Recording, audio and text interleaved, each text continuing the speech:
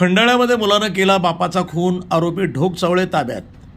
श्रीरामपूर तालुक्यातील बाबळेश्वर रोडवर असलेल्या खंडाळा गावात राहणारे शेतकरी सचिन प्रभाकर ढोकचवळे वय 55 वर्ष यांचा खून त्यांचा सख्खा मुलगा प्रणव सचिन ढोकचवळे वय 25 यानं डोक्यामध्ये कुदळ मारून केला. यामध्ये सचिन ढोकचवळे यांचा मृत्यू झाला.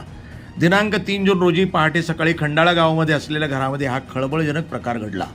घटनेची माहिती मिळताच श्रीरामपूर शहर पोलीस स्टेशनचे कर्तव्यदक्ष पोलीस निरीक्षक नितीन देशमुख हे तातडीनं घटनास्थळी पोहोचले. पोलिसांनी आरोपी प्रणव ढोकचवळेला तातडीनं तपास करत ताब्यात घेतलं.